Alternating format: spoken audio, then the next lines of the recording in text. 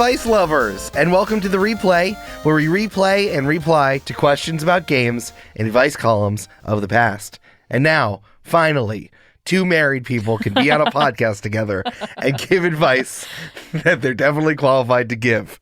I am Eric Silver, and oh God, I forgot to prep this. It's fun. This analogy is funny every time. So just take a beat, revel in the fact that I'm laughing at your jokes, even though we are married now, and go. And the wife with the mic. Ooh. Is Amanda McLoughlin. That's there she me. is. Hello. I did it. It only took me 15 seconds of silence. That's okay, honey. I was just really enjoying the fact that this joke is funny every time, and we've done several dozen of these episodes between Patreon and the main feed. I just forgot to do this. I forgot that I put this in. So, but there it is. Well, hey, Games and Feelings just went weekly a couple months ago. We've only done a few of these in the main feed, so you're getting settled. I know. This is our third one in the main feed. Intentional one in the main feed. Indeed. This wasn't like when you explained the games business to me and everybody else. It was really fun. Yeah. Hey, if you like this, Amanda said we do bi-weekly episodes of this on the Patreon, which you can just get for $5 a month. We've been doing it for as long as the show has existed. So there's like over 20 episodes. There's like 25 replays. You even have episodes called the DLC when I didn't call it the replay. And then just one day you came up with the idea of calling it the replay, and I was like, oh, damn. And there you go. That's like we've averaged probably 3 questions per episode. So that's, 3 score questions that you can enjoy. I'm Abraham Lincoln now, hearing our real advice as opposed to these fucking chuckle fucks fake advice. And other than that, Mrs. Lincoln, how was the podcast? Podcast is just fine. It was good. Can you imagine a previous American president saying the word podcast? No. God, I would die. Like who? Oh, I mean, I was thinking Lincoln right there, but I think the funniest, probably Calvin Coolidge. I think he had the most regional accent of all of them. Yeah, pretty good. Yeah. What if Warren G. Harding was talking about a pod? So I was listening to this business podcast, and they told me to go. What's this impression? Well, I don't know what he sounded like. He was just a himbo. Your old-timey guy? Okay, yeah. Okay, yeah. Warren G. Harding was just a himbo, canonically. We know this from American history. I didn't know that. This was very much like in the, just a guy who looks like a guy can run for president. Well, I mean... His face would look good in a quarter. Like that kind of thing. I was listening to my business podcast, and it told me to go all in on the Teapot Dome. It's pretty good. Yeah. That was good. It was an oil scandal. He was in with cronies. Say, what a scandal. It was cronyism. Abe Lincoln had a reedy voice. There were recordings of him from like an old wax cylinders. I did know about that, and I just think it's pretty cool that a guy with a reedy voice could still become a very iconic president. Yeah, I mean, you could just like say whatever about presidents in the past. Like, you never had to hear him speak. The guy, he famously debated people, and still no one knows what his voice sounded like. It's pretty awesome. Yeah. I once helped put on an event for the Poetry Foundation in the basement of Cooper Union, which was a famous, debate venue. And like Frederick Douglass spoke there, and like all kinds of incredible, like that's where the Lincoln Douglas debates happen, or like discussions happen. That's where it comes from. That happened in New York? Yeah, that happened in the basement of Cooper Union. That's wild. People are throwing up after getting off the 6 train every weekend. I just assumed it was in Chicago. No, it was here. And anyway, yeah, so it like, I felt in my bones like this incredible sense of like I am in this like very small and hot basement where Abraham Lincoln once spoke. Like, it's amazing. Can you imagine Abe Lincoln doing podcast ads? Oh boy, I think he would probably have too many ethical compunctions to voice the copy. He'd be like, this is not the best thing I've ever tasted, or whatever a reedy voice means. Why does your Abe Lincoln just sound sick? I mean, I imagine him always on the brink of death, and he was a man of pale pallor. But no, he was healthy until he was assassinated. Yeah. So it's very important when you're running a government to have both your friends and your enemies in the cabinet. But it's also important for therapy, and that's why we're sponsored by BetterHelp. I don't know. I made Abe Lincoln sound like a 10-year-old. I don't know what read. I mean, I know what reads are, but high nasally voice. Yeah, listen. I'm going to make him sound like Fran Drescher. Good stuff. And then I said, Freddie. You've been watching too much Seinfeld again. Yeah. It's weird. Janice, you know Friends, right? Yeah. Okay. More or less. So the actress there's a lot of people who went through both Seinfeld and then Friends because they were like the juggernaut sitcoms, one after another. Oh, right. So Janice, who's like, everyone knows the Janice, she's in Seinfeld as the woman who gets set up on a blind date with George. And the whole thing is like George talking about, she's a very attractive woman. And she was like even younger during Seinfeld than she was on Friends. Oh, right. Where she's like in like their 30s ostensibly. So it was just really funny how so George is like, what does she look like? Like, does she have a dewy face? Does her cheeks have a reddish hue? Is it a thick, lustrous hair? And then Elaine's like, he's bald. Like, Janice. So it's always just funny seeing the same actors used multiple times. Especially Courtney Cox was a Jerry's girlfriend, and also one of the girlies from Sex and the City was Jerry's girlfriend. Yeah, I would. Charlotte. Whenever I would watch you watch Seinfeld in our living room on our couch, I would occasionally look up and be like, "Oh, it's that guy," because there are so many identifiable actors that are just 35 years younger in that show. Yeah, it's wild that Jerry Seinfeld got such attractive girlfriends. Truly wild. Yeah, really. Because his hair was like a helmet. Elaine's a terrible person. Why does anybody in love with her? I know, Elaine truly is. Her whole thing is like, everyone's in love with me and I hate them. Could like, you just dress like that in the 90s? I guess. It's wild. I guess. The like butterfly clip with the big hair in a low pony scrunchie. Yeah. I could not get over. And then just the dress. I know. It's wild. Okay. Well, we could talk about this forever, but we have to do an ad read from Abe Lincoln. I'm a very busy president, and so I have to get my meals delivered from HelloFresh. God, he sounds sick. I'm not the impressionist in this marriage, Eric. My wife, Mary Todd Lincoln, loves ghosts. No, now he sounds like a South Park character. And if you love ghosts too, you should listen to Spirits, a boozy dive of myths and legends. Thanks, Abe. Thanks, Abe. Here's an urban legend from Abe. Abe writes, wow, for a long-time listener, first-time caller, I love that Eric Silver guy. He should come on more. My wife, Mary Todd, is fucking into ghosts. She has seances all the time, but the people she brings around are wild. Hopefully the ghost won't come with me when I go to the theater. I love the theater. Love Abe. I thought you were going to say, I've been trapped in a theater for 200 years. Am I okay? No, Abe, you're dead. I hope that a ghost doesn't write into Spirits. That would be wild. Yeah, we've gotten a lot of shit in our inbox, but not that yet. Well, that's good. Okay. Time to do the podcast. We are going to talk about the many etiquette rules that have been published recently by The Cut. But first, we're going to do the games that are giving us feelings. We're going to talk about a game that it doesn't have to be new. It's just one that we've been playing lately. And what feeling it's been giving us, we have to assign it like we're doing a live journal post.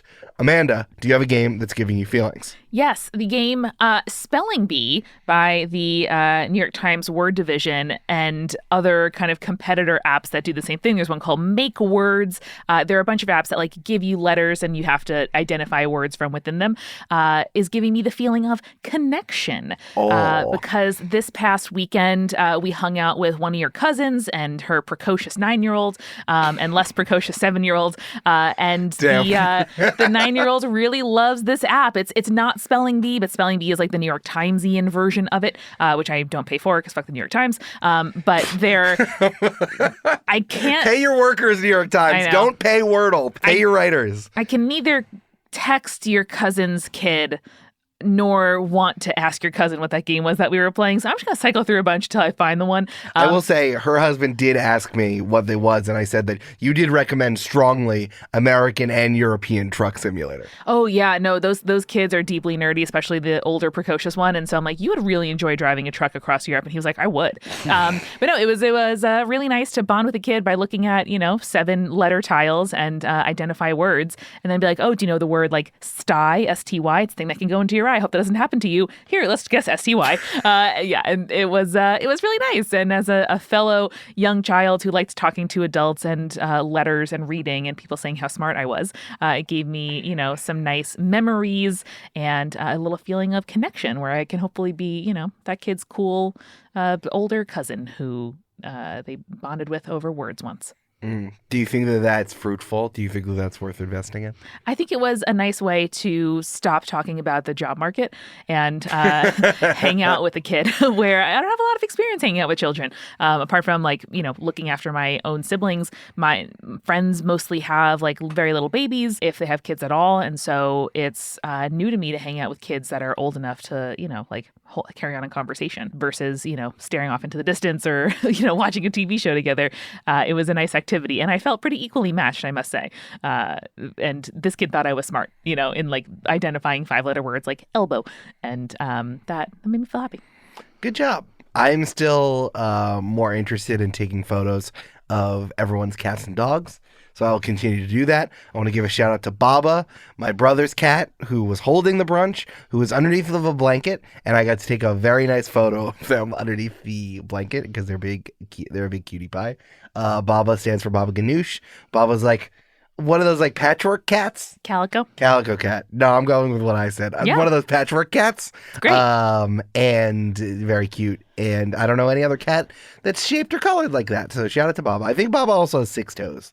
Yes, she does. On multiple paws. Yeah, I know. She's a real cutie pie. And then she's like, done with this, went under the blanket. And like any behavior I observe in a cat, I'm like, yeah, wish I could do that. Smart. Absolutely smart. Smart. Yeah. Word. There was a moment during that brunch where I looked up and everyone at the table was doing the word games. They're 2 New York Times in one knockoff. Well, yeah, all the parents were doing the same New York Times app, and the kid was doing like the free app where you had to sit through ads and like earn points to like get a hint and stuff. And we bonded. I was like, it's kind of annoying they make you watch the ad. And he was like, it is. Wow. Dang. So, Eric, what is a game that's giving you a feeling? And tell me like you are writing a live journal post about your aspiring poetry career in 2009. Stop. Rude. Okay. What? Putting me on blast on live journal. Just saying. I was not aspiring poetry. I was just writing really angsty stuff on my live journal. There's real like call out posts of other people and then seeing them comment and stuff like that. Oh, you had IRL friends on your live journal? Yeah. Oh, for sure. Oh, 2004, baby. Wow, mine was entirely firewalled from my real identity. Well, you were like RPing that you were like 19 and living in Wisconsin. Mine was just like about high school. Wow. Middle school, actually, at that time. Good on you. So did anyone use Facebook, or was that like kind of more broadly social? No, that was before Facebook, I think. Yeah. Or like Facebook was just for like tagging photos and writing on people's walls. Yeah. Nice, not reflection. Deep call-outs. I think I learned the word poignant from someone on LiveJournal too. Like someone used it. Definition, blah, blah, blah. Or like as the feeling. No, someone said that something I wrote was poignant. And I was like, oh my God, what does that mean? Hell yeah. It's like, oh, now I learned a word. Thank you, person on the internet. I appreciate that. So the game that's giving me feelings is the Avatar: The Last Airbender RPG. And the feeling I'm getting is confusion. So this is a game that came out recently. It had not over $9 million on Kickstarter. It's run by a pretty popular games press. I don't have it right in front of me, but it's like, we talk about video games in terms of like AAA and indie, and there's the same way that people talk about tabletop RPGs as well. But there actually is quite a lot of a continuum in between. I would say that I think this is run by Magpie Games. That's like a double A. Yes. I would call like a double A game studio. And again, they got $9 million for this. And I think Magpie is very familiar with the Powered by the Apocalypse system. They make Masks, which is one of my favorite tabletop RPGs, which allows you to play a teenage superhero. And my favorite thing about it is that the form follows the function. There is nothing in the game that isn't about being a teenage superhero, right? They actually do away with a lot of combat because it shouldn't matter as being a superhero. You have powers, you can get things done. You can say, I punch all these people and I do this, and your GM is like, oh yeah, you sure do that. Unless you're doing like a move that like makes you do something absolutely fucking crazy, right? One, Eric said doo-doo. 2, it's really nice for the game to presume that competence. It's like, yeah, you're a superhero. You're going to have a thing you can do. Right. So the Avatar: The Last Airbender game came out, and it was like, oh, I kind of assumed that it was going to be powered by the Apocalypse system, but they were going to put some other like moves on top of it that's related to the Avatar world, or maybe in terms of bending you have and all that other stuff.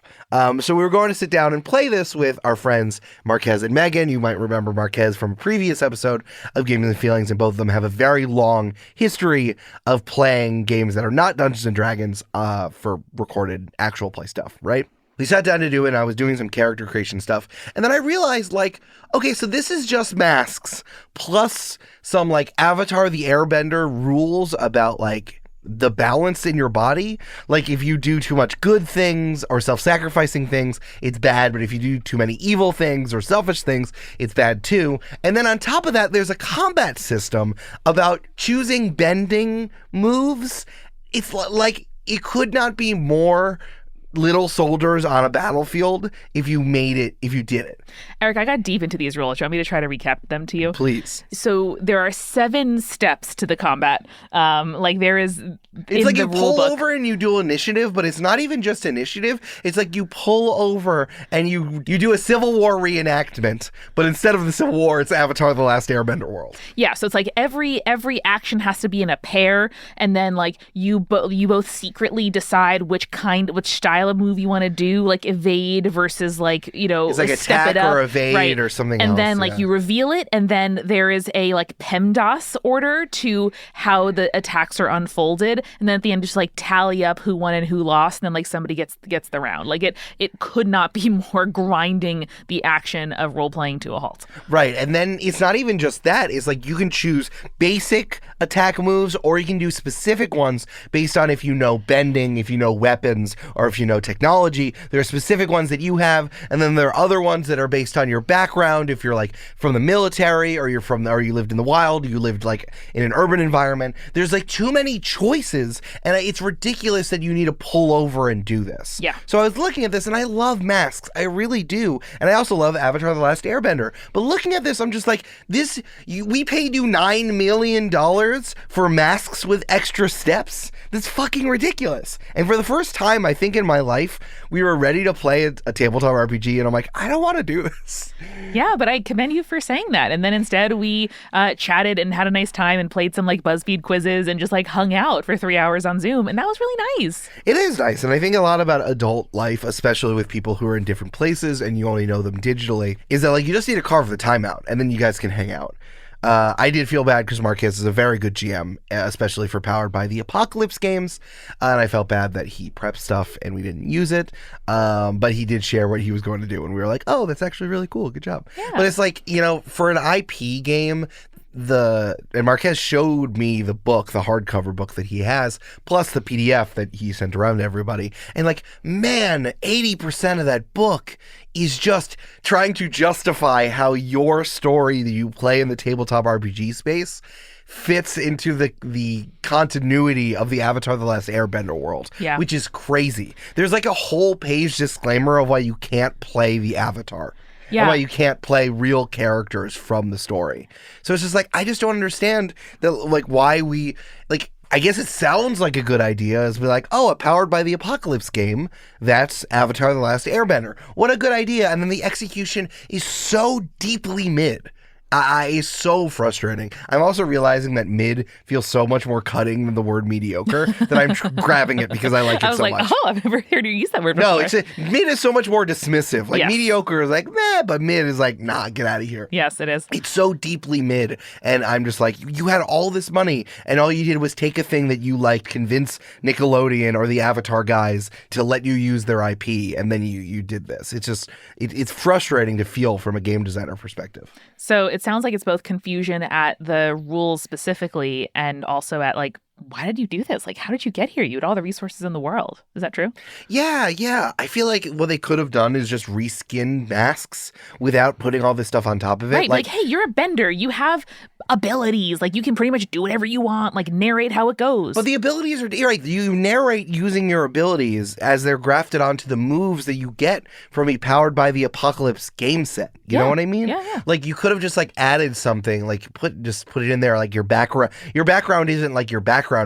Your background is your ability, what powers you have. Are you all benders? It's also weird to think that, like, you're in a party where all of you are different benders, which is against the the IP of the show. Like, the different countries have different style of benders. So it's just like, if you're trying to justify this on a fandom level, you failed.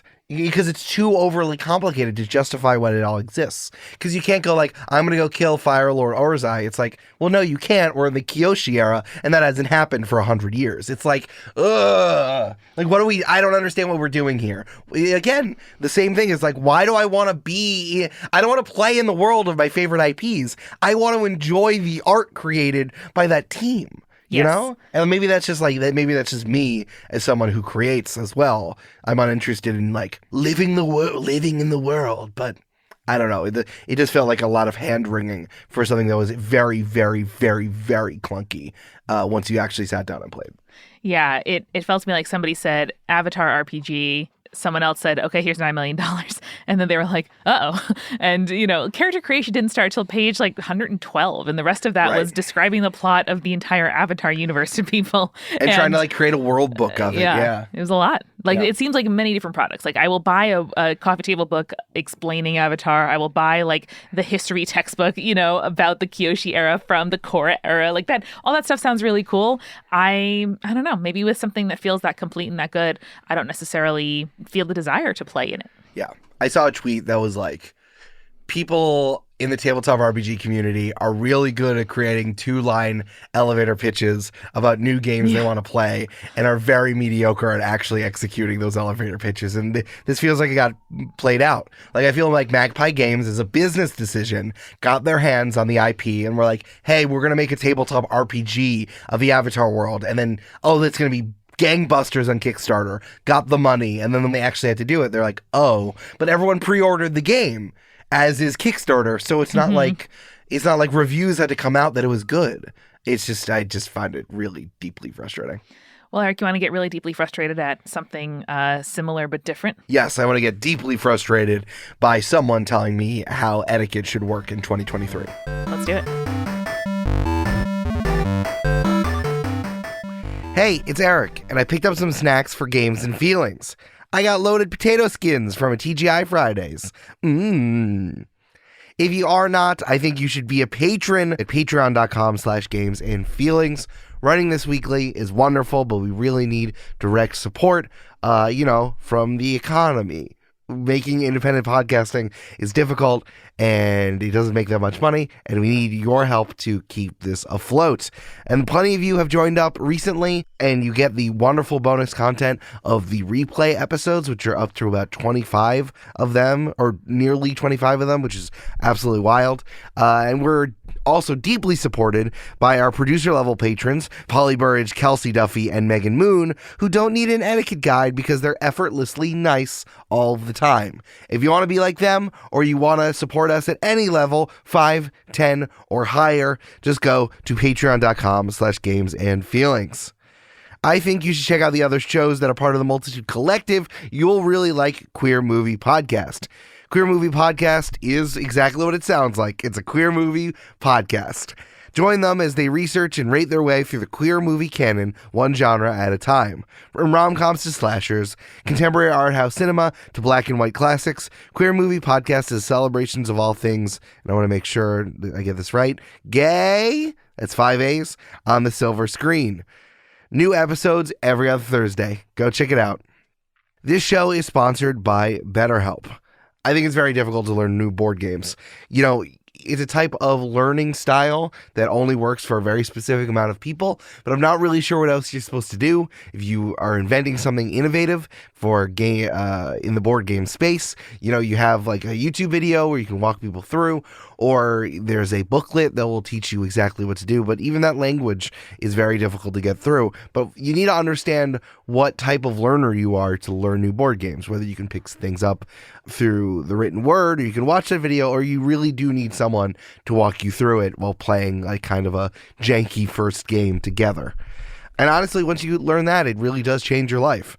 Something else that can help change your life and help you figure out what type of learner you are or emotional learner you are is therapy, and BetterHelp can help you get online therapy. It's convenient, flexible, affordable, and entirely online. So finding therapy nearby is a hassle. Give BetterHelp a try.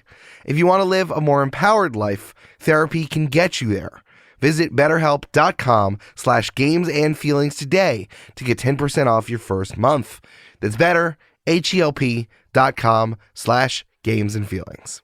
And now, back to the games.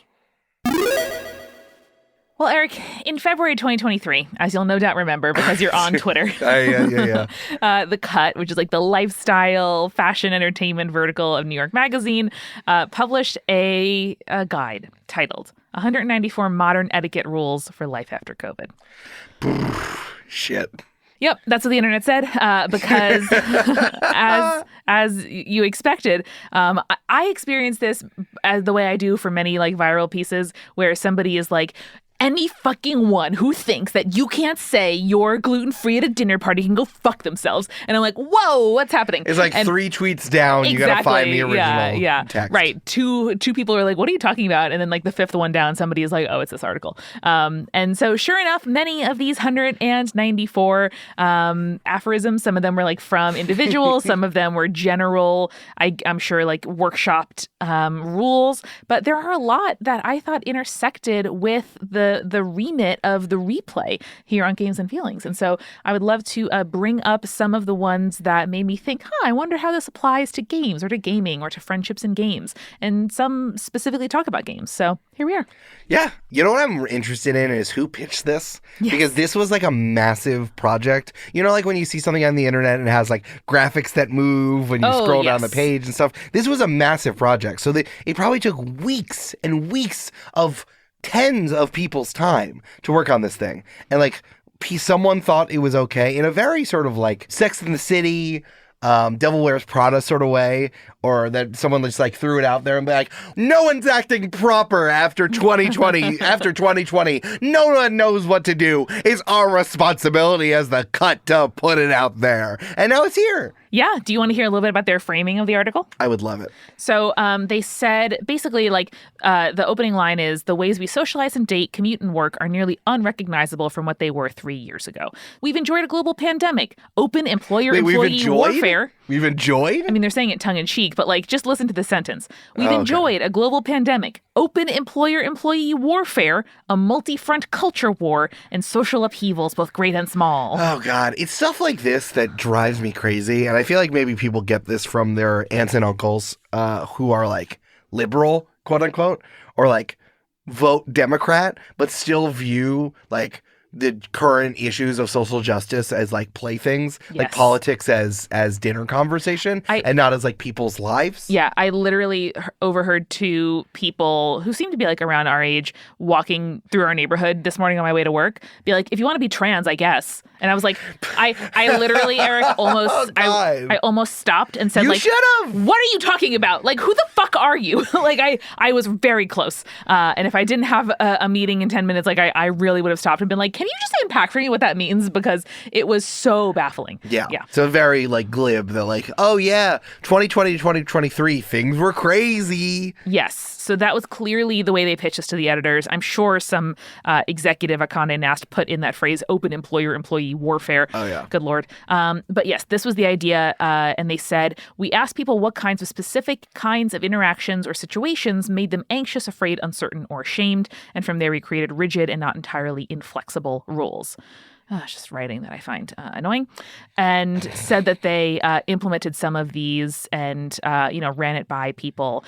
I can't imagine the poor person's like spouse or like a group text friend group that was like, why are you being so weird as people try out some of these rules? But what resulted was 194 rules, and I'm sure a shitload of page views that really set the internet on fire. Was it Doja Cat who did the new rules? It's like 1, pick up the phone. It would have been wild if she went to 194 in the course. Yes, it would. New rules, I got 150. Don't text, but if he sends you a fruit basket, it's fine. Yep. So why don't we run through them, Eric? See what you think. Sure. So we're picking the ones that are vaguely games related, or can be applied to our game life. Yep. Okay. And some of them are not about games, rules as written, but I do think apply to our lives as people who enjoy games and know people who make games. Sure. So the first one, which was also screenshotted to death, was you don't have to read everyone's book. Gee whiz, I can't believe this was number 1. It sure it's was. So specific that like you have so many friends near you that they're writing books that you can choose not to read some of them. That's Wild. Exactly right. If what you take away from this being rule number 1 one is, wow, this is really for the coastal media elite. You'd be right. But I thought this was relevant because they're sort of absolving you of saying like, hey, you can't read everything that every one of your many, many, many author friends is writing. I wonder what you think, Eric, of being friends with game designers. Do you think you have to play your friends' games? Just support your friends' games. Do you have to support your friends' podcasts? Like, this is a bigger conversation that for one, I'm interested in having, but the article doesn't really get into. It's a good question. I have no idea. I would like it if people consume my stuff who I know, but like, I also don't have that expectation because like, I'm really thankful to my friends that exist that like are not part of this content stuff, so I can talk about other things and like do other stuff and I don't have to turn them into content. But at the same time, I'd like it if they listen to my podcast. But at the same time, I think it's similar. It's like, man, do I expect my friend to listen to me talk for 3 hours a week on top of like the other social interaction stuff? Like, I don't know. Yeah. I don't know if I'm for my friends because they get me not making content of myself, you know? Yes. Something that I've seen people do that I really appreciate in like, finding beta readers for stuff that you're reading, but people find beta testers for games that they're making. And I think it makes a lot more sense to like actively ask the people who are really into it and do want to opt in and do want to help. Like I see people on social all the time being like, hey, I need, some beta testers for this game or some beta readers for this thing. Great. You raise your hand if you can. And if you can't, you don't. But like the sort of unsaid expectation that everyone who, follows you on Instagram or on Facebook ought to like read this article or read this book or try this thing is unrealistic and very dated. Yeah. I mean, I guess I would like that. I feel, for social media, honestly, I do want that, right? Like I expect that the thing you just told me I shouldn't expect. I guess I do because it's like the social media contract is like I make stuff and you consume it. But my friends, I don't have that contract with them because I'm relating to them on a person-to-person level. You know what I mean? Yeah. I mean, you're not like also publishing I think for us, our Twitter and Instagram are somewhat professional. And so we're not, posting to Facebook, like new episode, like, and then thinking resentfully about like our aunts and uncles who haven't actually listened to it because it's a different audience. I really don't post a lot to Instagram, and on Twitter, it's mostly professional stuff where I like yell about games and tabletop RPG and media stuff. But yet I guess it's professional in the way that like I want to talk about the things that my profession is about. I am like this professional identity or entity, and I want people to interact with that. I don't necessarily use that to make new friends, but I guess I do. But I like, it's more complicated. It's different. I don't know. I guess I expect everyone who follows me on social to want to check out all of my work, but I don't expect that from my IRL friends.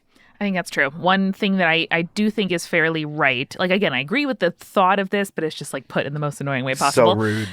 The end, so each of these is like the rule that I'm going to read out, and then some of them have sort of descriptions afterward as well. And so the end of this description is, if you do consume their artistic products, send them a nice note they'll remember forever. Oh, yes. If you consume my stuff and you don't tell me and you know me in person, God, I would just want you to tell me. All I want are compliments. All I want. Just give them to me. Yeah, my friend Yvonne will text me occasionally to sort of respond to a joke I made in a podcast or, to compliment something we're doing on Join the Party. And every time my response is almost identical, which is like, it means so much to me that you listen to my podcast. Like, genuinely, you are a friend. You do not have to do this. Like, we did meet online, but like in a different artistic realm. And so like it genuinely, means the world that you actually listen to the stuff that I make. I don't assume it of everybody, but when you do, it is so special. And I thank you so much. Absolutely. All right. Shall we move on to another one? Please. Okay, so this one made me think, but what if it was games? It's rule number 20, and it's don't describe TikToks. It's more boring than describing dreams. Okay, this is... what's funny is that like some of the podcasts you listen to, I realize that they're just bitches and not funny. Yes. And but sometimes those two things blur, and this is one of the things that really blurred here. It's like that was really mean, but it sure made tickle me. So, what do you think about describing things that happen in your tabletop role-playing group? Oh, God. I know it's boring. But I have to tell people. That's why I only tell Mischa, right? It's Yes. like, you got to tell it friend- only to someone who might actually care. Yes, it's pre-vetted. Like, I also have friends where I'm like, tell me about your dreams. I care about them. I find them really interesting. Like, I do want to know. I don't assume there's an audience for it, but when there's an audience for it, like, Julia will tell me her buck wild fucking dreams all the time, and I'm so here for it. But when a friend, like, derails a serious conversation about your professional life to, like, tell a silly story about, like, what their blurbo did, you know, in, like, yesterday's RPG session, that sucks. Yes, I agree. So I think that most of the time you can't convey the, you know, the meaning and the feeling of, you know, in some cases, like a many year long campaign to someone, unless you say something like, hey, you know, I am like emotionally hungover from last night's, like, you know, Pathfinder session because this like huge thing happened. You can talk about the impact it had on you, but saying like, you won't believe what, like, you know, Jeremy the Bard did yesterday. That my brain shuts off. I'm like, I don't give a shit. I know. And if you compare something that happened in someone's real life to something that happened to you while playing Dungeons and Dragons, I will block you for 15 minutes and then come back. That's a great reaction. Truly, that's the move. That's the move. It's tough. You know, even on shows that like do this, I used to ask this question during Punch Bowl interviews on Join the Party. And then I think I've been asked this when I've been on other like tabletop RPG podcasts. You feel self-conscious, or at least I feel self-conscious. I'm like, oh, tell me the funniest thing that happened when you were playing a game. And I'm like, all right, well, I really hope you think it's funny. Well, I made this really good joke, and I hope you think it's a really good joke. And like, well, it's hard. It's like, it's I feel so self-conscious difficult about this all the time, though. Like when people recap TV show jokes to me, I'm like, and I felt this way since I was like 5. Oh, really? Like when people are like, it's like, oh, this is just like the time the thing that happened in Family Guy and this happened. I'm like, ugh. Oh. It's like, why are you recapping a show? We could be talking. We could do something else. Oh, I just think it interesting. makes you self-conscious. Yeah. But I think you're totally right that like you and Mischa or me and Julia, if you have a pre-established, you know, like green card, right? Of like, I find this interesting, please tell it to me, you know, go off, queen. That is exactly right. And, you know, restrict these sharings to the people who enjoy them. Yeah, I would much rather frame them as questions like, oh, what should I do in the next session that I'm running? Then I will 100% help you. Oh, yeah. There's something about because I've recently identified that I have no idea how to like do things to make people like me. So I'm like the thing that, oh man, I made a face at me. Like, people should really like you. I just not, but like I'm not good at it. You know how like people are like, oh yeah, I just do this thing, and then they're so charismatic, and then everyone likes me. I know what you mean. In like a real like make friends and influence people sort of way. Yes. And I know it's like kind of low key social manipulation, but I know that people do it like casually all the time. Yeah, they do, yeah. And I'm like, I'm so not good at that. Anyway, the point is, the thing that you said, because you had to read all those terrible business books and make friends and influence people, it's always like if someone does a favor for you, it makes them like you more. Yes. And I feel like that's the thing, is like if you want someone to listen to your tabletop RPG game, ask a question about what you're supposed to do next. Right, because that gives them a way in, instead of being like, haha, you're so funny, or like, haha, that's crazy. You know, you get to say, hey, I'm dealing with a challenge, and it doesn't matter whether the challenge is, you know, at work or like with your, you know, kids Girl Scout troop, or you know, with your tabletop game. You're abstracting or finding an angle into it that isn't just this cool thing happened, you know, to me or involving me, which I think is really great. Absolutely. Moving Also, on. Mischa just Discorded me very recently, telling me what happened to their game, and I love it. Yay! It's good. Good, Mischa, keep doing it. Communications. Yeah. Mischa, can you put like the sound of fireworks here to say that you approve? That would be helpful. All right, Eric, here is something that I know I have been guilty of and that I think has happened to you at many a table. Rule number 47 is, listening is not the time for you to silently rehearse what you want to say next. Flavor Fucking text. true. Flavor text is we can see your eyes glazing over. Yep. And this reminded me so much about people just like ignoring what's happening, especially like during initiative or during combat, and just like thinking about what they're going to say next as other people take their turn in games. Yeah, that's for sure. This is good. Again, I wish this turned down the sassiness, or like, I guess it's more acid tongue than sassy. It's more like sharp, and I wish they would turn it down like 30%. Yes. I think maybe people might actually like it more and take it to heart. But 100% true. That's a really good thing to bring into practice. People notice. Yes. I think that that's something that I've had to realize quite a lot, that maybe just like our modern world, but I think humans inherently don't like telling other people that they know that you're doing something rude to them. And I think that's like when you call people out on stuff, that's why they react so badly. It's like, no one's ever done this to me before. No one's ever called me on my behavior, so that my behavior is bad.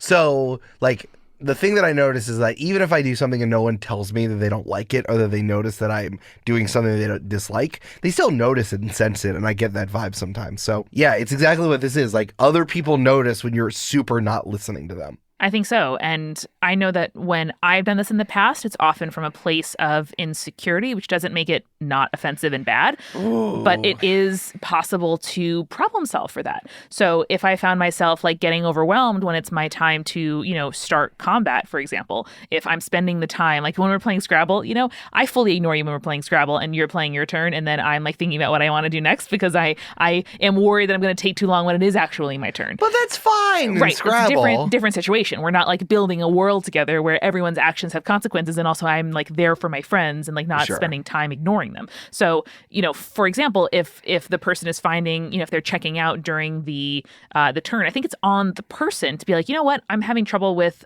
figuring out what my moves are.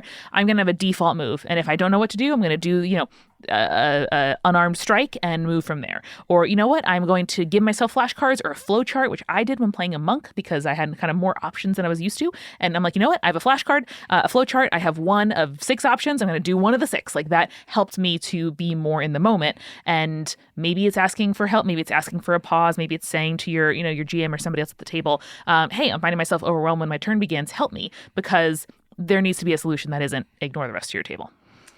Oh, that's interesting. I wasn't even thinking about this. I was kind of thinking about not paying attention when someone else is talking or making jokes or leading a conversation. I wasn't even thinking about initiative. I think initiative, if someone's not ready on initiative, it is on you. Exactly the thing that you said. And if people tune out, that is the responsibility of the person who doesn't know what to do, and also of the GM to keep things moving. Yes. I think that if people lose interest when you're doing something slow, that's the other people's problem. I think it's kind of the opposite of this. Yes. It's like, I don't have time to listen to you faff about what you're doing and go through your spell cards for 10 minutes. I just don't. Yeah. And also, there's nothing to listen to. I totally understand if someone then their mind drifts off, or then they take out their phone and start paying bills or looking at emails. Like, what are you supposed to do? Initiative. That's why I don't like initiative. It makes you feel trapped. It's like much like the Avatar: The Last Airbender game, you got to pull over on the side of the road and do some shit. Like, the car stops rolling. And that really bothers me. So yes, everyone needs to offer up their listening ears, but if it's your turn to speak, you need to be engaging. Totally. In terms of combat here. I think so too. Yeah. Right on. The only rule that was explicitly about games in this 194 was number 54, which is don't browbeat anyone into joining a game at a party. Seems obvious on its face. What parties are these people attending where you're socially pressured if you don't play strip Yahtzee or something? What's happening here? Oh, we play charades in this house, and if you don't play charades in this house, you can't marry my daughter. I mean, that's the case, right? That's explicitly what we're talking about. They did offer in flavor text something that I find helpful as a person who often enjoys watching games but isn't always in the mood to play them, which is, if you're the only person who doesn't want to play the game, offer to be the scorekeeper. Interesting. This feels like a real sports move. It's like, yes. Oh, you know what we do after Thanksgiving? We go out and we play football. It's like, well, I don't want to play, so I'll be the scorekeeper. That's the move. Mm-hmm. So I don't know. It's kind of a funny thing that the only one explicitly about games seems to be protecting others from an invasive party situation. Yeah, it really made me laugh speculating about the situation these people found themselves in. Eric, now here are some that we deal with all the fucking time.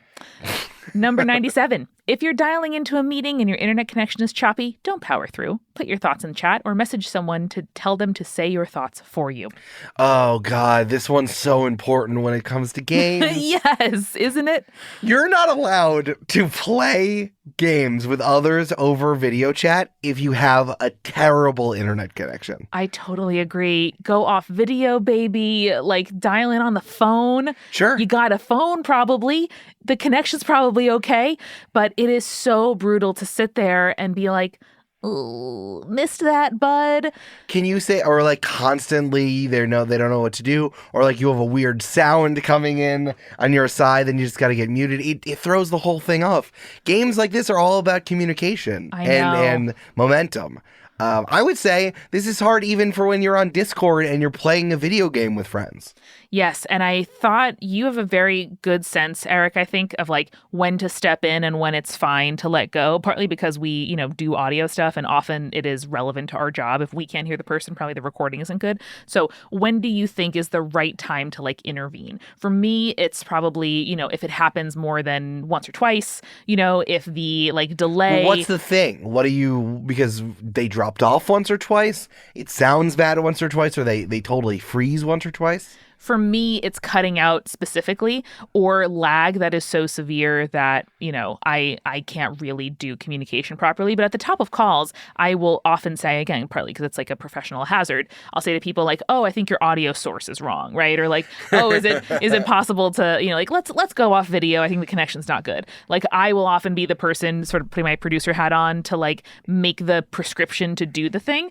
I think others might find it more difficult to be like, oh, am I the only person? Like, maybe you can message your like most assertive friend who is in the call with you to be like, is it just me, or are you like having difficulty hearing, whatever? But what do you think, Eric? When is the moment to like intervene? What kind of thing impedes understanding for you? Ooh, I mean, this is really hard because it's like you got to tell someone, hey, your internet's so bad you can't have fun. I know, it's hard, yeah. And I just don't understand in this day and age how you don't have good enough internet. I don't even think that this is like a class or money thing. Like, this is just you need to get off of your bad internet. You need to switch services. Like, it must be harming you in multiple places in your life if this is happening right now in a casual setting. So it's frustrating. I don't know what to do, because then you have to tell someone, hey, you can't play this right now. Mm-hmm. You are making everyone else upset and unfrustrated by your internet connection. And then what are you supposed to do? Or like if someone's using a microphone that's so bad and no one knows what the hell they're saying, also difficult. Yeah, I think it's in most cases ruder to not tell the person there was an issue. Like, I would hate if after, an hour of being like, well, why is my shit not going over well? Like, are people not listening to me? Like, you also don't want to be, if you don't know, you can't fix it. And so I think if it's impeding understanding or impeding your fun, sometimes you got to make the call to be like, listen, we got to switch to another service. You got to get on the phone. We got to go off video. We got to figure it out. Unfortunately, I think that the nicest thing to do is you have to endure it once and then tell them that this happens. Like, you can't call them out mid session, unfortunately, unless you're known as the assertive friend. I can't see a way, because like in social situations, regardless if it's like or semi-professional, if you're playing games or if these are your friends, I guess like if it's your friends, it's fine. But if you're not like in a strictly everyone's cool, everyone's nice situation where you can be honest with each other, like you got to give up social capital in order to tell someone, hey, you sounded like absolute garbage and everyone had a bad time. To do it during the session, you got to be like, hey, the next time we do this, can you get a better microphone? Mm-hmm. That's what I feel like is the easiest thing to do. You just got to take it on the chin. For once, hopefully it's not a 4-hour session. It's just like 1 hour. I think that's a good plan. Next, we have down on number 137. I'm popping around a little bit here. You have to get consent to post a conversation with a friend. And the flavor text is, no screenshots and no copy and paste without permission. Pictures? Get the consent in triplicate. So a real Sex and the City vibe there. But I thought this was relevant as well. Certainly screenshots from a Discord or from PMs with somebody, you would not share without permission. I think that's pretty well understood, at least in our social circles. But I wonder what you think, Eric, when this comes to game stories and be like, hey, my friend acted like an absolute jerk, or my friend did this absolutely badass thing, or our DM, sprung this thing on us. Like what feels like my story to tell, and where does this verge into needing to get somebody's consent to talk about? If you're going to talk shit, don't take screenshots. you can just summarize and you'll totally get the same thing across. Like if you're going to go on RPG horror stories or something, that's fine. If it's praise, people love that. People will probably say yes. Or you can probably just do it anyway, honestly. I think it's like when someone says something ridiculous or silly or something that makes no sense out of context or is ridiculous out of context, then you totally got to ask. Yes, I think if it's like, this person in my game group derailed the quest to like have sex with a bartender or something in game, I think that's a little bit not what you want to say. Well, that's not good because you have to. It just depends if it's funny. Like I think on one side it's bad, then just subtweet them. If it's good, if it's overtly good, I think it's fine. If it's in the middle of funny but embarrassing, that's when that's when it's tricky. Yes, like out of context spoilers for your own table. Yes, the thing that came to mind for me was also if somebody gets really emotional, if somebody cries, if there is like a real, some real feelings happened and someone could feel embarrassed by what you're sharing. But I don't know about that. I think screenshots are different. Like, what are we taking a screenshot of? Telling a story about your friend crying. That's just a story. You were there for it. I don't know if I agree with that. I talk about the story when Julia cried when I was first DMing all the time. Yeah, but that's my story just as much as it is hers. Exactly. Like it's about maybe that's the key here. Is like it has to do with you in some way. Not just like a thing that you witness. Like you're not like, oh yeah, I was at a table and this girl fucking cried. Like that's not the story. You're saying like, wow, a really meaningful thing for me when I was first starting to DM before we started joining the party is like, in just a few sessions, like Julia had enough emotional investment to this character that, a thing that I instituted, provoked a real reaction in her. And that's something I'm really proud of. Like that's what you're saying, not like, oh, Julia cried. Oh, then I should stop telling the story. Like, oh, the Julia cried. Yeah, but that's what it was. That's what happened. No, but that's what came to mind for me when I was reading this. So I wondered where you came down on it. Sure. And as we say on Games and Feelings all the time, games and feelings, they intersect, man. That's your tagline, right? Yeah, that's a nice hit in every episode. So here are a few things about like messaging, cancellations, food, just the real nitty-gritty logistics where ever since Bridge Mix, I've been really curious about food at game nights. Bridge Mix? Yeah, in the Patreon, we talked about what to serve at a bridge night, and we learned about Bridge Mix. Oh, right, yeah. Which is chocolate-covered candies, which frankly sounds amazing. Right, not too salty that it would get on the cards, but it's still lots of good stuff, yes. So one of their rules early at number 15 was it's okay to ghost after one date, which, you can. Okay, it's such a flexible word there. That's what they're trying to do is like draw a line in the sand of like one date if you ghost, fine, and if it's more than one date, bad. And they specifically say like if you've been texting a lot, if you clearly talked about going out on another date, like then that's a little bit different. But I wonder what you think about like joining a game group. Like I think this is a clearly different situation where if you just meet up with people at like a local game store or a board game cafe or like you're at PAX Unplugged and you like do a randomly assigned, magic tourney or something, fine, one time. There's no expectation of repeating. But I do think that if you find yourself in a situation where you commit to joining a game group and you have one session, you've like joined it and you have to like actively unjoin. You can't just like not go again. Right. Yeah, there are so few scenarios I can think of where someone wouldn't say, let's do this again sometime. Mm-hmm. Even that is putting out there, hey, did you like doing this? And then you got to go, yeah. And then you be like, actually, I don't have, even lie about it. Hey, I don't have time to do this on a regular basis. It's fine. Yes. Like at least lie, but no, you can't ghost. I just think that ghosting sucks. And maybe I've been out the dating scene long enough that I don't remember how annoying it is to have to tell someone that you didn't like their date and then you don't want to talk to them again. But like, it's the least you can do. Yes. It's the least you can do. Especially even if something, if it could seem super casual, like meeting up at a game store, like, oh, hey, I'll see you next month at this thing. That's almost a communication. If you have their number, if they reach out to you on Discord, they might reach out to you and be like, hey, where were you? And I think that that's the expectation. I think if there are other alternatives to you being there that they don't have to plan around, that's fine. Well, yes. Let me ask you a question. Are you talking about not wanting to continue because you don't like them, which is the ghosting analog. Which is the ghosting analog, yes, correct. Or like you're not going to go to the same event that they were at again. I think the former, you clearly cannot ghost. But the latter, if you're just like, oh, there's a, again, like a monthly drop in, like, board crafting game club, meetup, board game night. Yeah. That you don't have. You might say like, oh yeah, hopefully I'll catch you again. And then, you can just say you couldn't make it. But I'm thinking like you join somebody's campaign. Sure. And then the first session goes very badly, or you realize you don't jive with it, or you don't like it, or it took way more time than you thought it would. If it went bad, what a good opportunity for you to tell someone you don't like that they're bad. Yes. Right? How few situations do you have to give actual criticism and say, you made me waste 3 hours? Mm-hmm. Like, take the opportunity. You might as well. No, with ghosting, I realize it's like, oh, I didn't really like this person, but they were fine.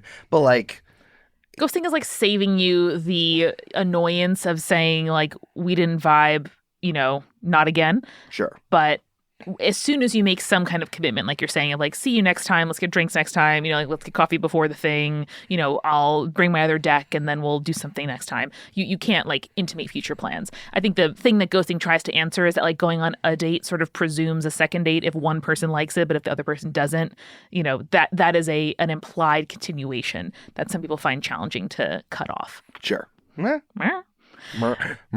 So if rule number 1, Eric, was you don't have to read everyone's book. Sure. Rule number 2 is, of course, you may callously cancel almost any plans up until 2 p.m.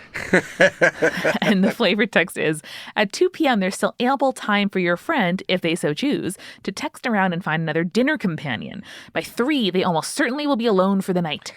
The 1 hour difference. And then the parenthetical, this doesn't apply if you want to cancel on someone who is cooking for you. In that situation, you have to tell them the night before. Yeah, that's fair. I think that's cutting it a little bit close. Don't you think? So the situation here, I think, is like, oh, I'm having friends over tomorrow to, play games and like we're going to, have appetizers, have a soup party, like order in paninis, whatever it might be. The ordering in obviously doesn't count. But I think the night before, like I bought the groceries. I've like done the prep. I've, like made the casserole I'm going to serve tomorrow. Sure. I mean, a lot. The life that these people are living assumes that you're doing the grocery shopping that day because that's all you have time to do when you're ready to set up this dinner party. I just thought that was a little bit cutting it close. And there was another related rule, which was that the window for showing up late is 10 minutes only, which I thought was really curious. Number 58, the grace period for one-on-one social lateness without penalty remains unchanged at 10 minutes sharp. Ooh, one-on-one though. Yes. Yeah, if someone is standing outside of a movie for 10 minutes and you're not there and you don't say something, you're a bad person. Yeah, but I think if it's like 1:08 and we were supposed to meet at 1, I'm kind of annoyed. Is that just me? Oh, yeah. I mean, 8 minutes is pretty close to 10 minutes, I think, with rounding. I think 10 minutes is like the 5 to 10 minutes is like I'm annoyed, but I can't say anything. Sure. But 10 minutes is like you're a bad person. Yeah. Yeah. No, I hate people who are late perpetually. People who like, you got to tell them half an hour early so that they show up on time. I deeply dislike people like that. Well, I think that it's also proportional to the length of the social commitment. So, for example, if you say to your friends, like, come over at 7 for game night, and there's like 8 people coming, you're going to be there for like 4 or 5 hours. Then if somebody comes at like 7:25, I'm not like pissed about it. But one-on-one is the clause here that I think gives this real context. Yeah, the canceling thing is interesting. I think that maybe, and I do feel this way sometimes, but I think that John Mulaney has told people that it's okay to cancel whenever because the other person is really happy about it. Right. They're like, actually, people love it when you cancel on them. Very and mid-Tumblr. And like, sometimes I don't like it when I'm canceled on. I was really excited to do something. Again, it's very introvert valorization. They're like, everyone's actually introverted and no one likes talking to each other. But you're like, but I do. But I do. I felt really bad. I was feeling really sick and my friends were coming over for Survivor and I was trying to push through, but Amanda told me that I was too sick and then I had to cancel on them like an hour before they were leaving because I just was too sick that day and I thought I would make it work. And like, I was really bummed about it and I felt bad that I had to cancel. So it's like, I don't know. I feel like it's more complicated than people are letting on. I kind of like these hard and fast rules. I'm not coming all the way back around. That I like hard and fast rules so that I can choose to invert them if I don't like them, and I need someone to throw something out there. I don't like that it's ambiguous at all. Yes, I like that you're coming around to appreciate some of this. I agree. I think this is like well-intentioned, but like way too sassy for my liking. Yes, for sure. But I think both you and your friend did the same thing, which like you sent the message that like, oh, like I'm sorry, like I thought I'd feel better and I don't. And then both you and the friends who are coming over at the same time were like, totally get it, but like let's find the next thing. Like let's hang out this weekend. Like let's make alternative plans, which I do think is important and nice. And if you're the canceller, it's a nice thing to do to be like, hey, I still do want to see you. Like I'm super sorry. It is just this one thing. And if you're the cancelee, it's a way to be like, oh, okay, like bummed, but let's figure out what the next thing is. Yeah, it's like, let's continue to make events, which again, I guess maybe is happening because we're in our 30s and it's harder to hang out with people than just like, oh, hey, what are you doing? Let's just go over and hang out for 48 hours in a row. Yeah. But I do think also when it comes to like, you know, if you have to change your recurring game night or, you know, you planned to play with friends over Discord or something and one person has to cancel, I do think it is on the canceller to sort of provide some alternatives to, or if you're canceling because you don't want to do it, just be like, listen, guys, like I committed to this, but I was wrong. Like I can't do this. You know? I know. If you need to have a really good reason if you cancel after, I think 2 p.m. is good. 2 p.m. is not a bad thing. I would honestly say 1. Honestly. After lunch. Yeah. After lunch. So I think 2 is honestly pretty good. But something we promise we won't cancel is being at PAX East. Whee! If you are listening to this on the day it's out or the day after on Friday or Saturday, so if you're listening to this on March 24th, 2023, or the next day, we will be in Boston at PAX East. Would love to see you there. There's going to be a Games and Feelings live show on Saturday, and Multitude is going to be tabling Thursday, Friday, Saturday, and Sunday in the Bandland area, which is where in the lobby where you get your tickets and your bracelets and stuff. Please come through. Ask questions. We're going to read them aloud live. We have wonderful guests, past guests, Jenna Stieber and Merritt Kay. It's going to be awesome. Also, if you can't make it to PAX East or you are not in Boston, don't worry. We are going to post the live show in this feed, if all goes well, re-recording it. I can't wait. I'm going to be there in the audience clapping along. Can you do like a specific laugh or woo so that I know it's you? Woo! How's that? That's a little generic, babe. Okay, how about, ha-ha! That sounds sarcastic. Fun. Yeah, okay, all right. How about... Original, but not nice. All right, how about... No, I don't know if that will get lost. Yeah, that'll get lost. All right, let me think on it. You have to come live or listen to the recording to hear what I come up with. Can you go, ho, ho, ho? Can I go, ha, ha, ha? That's pretty good. La, la, la. Can you do that? Trollolol. How about that? How about I say trollolol? No, that's distinct. That's good. That's good.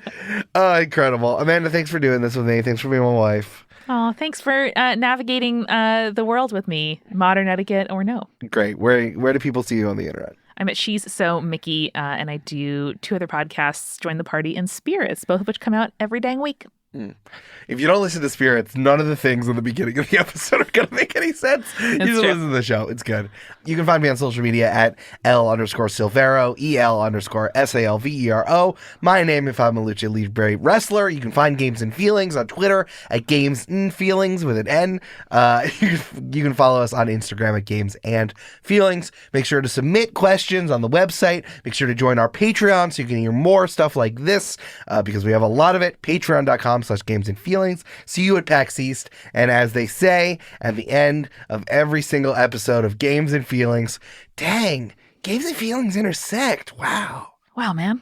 Wow. We're all Venn diagrams when you think about it. Wow. Trollolol. Trollolol.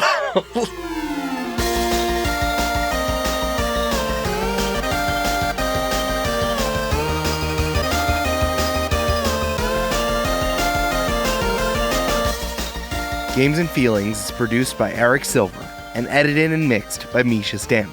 The theme music is Return to French Toast Castle by Jeff Bryce, and the art was created by Jessica Boyd.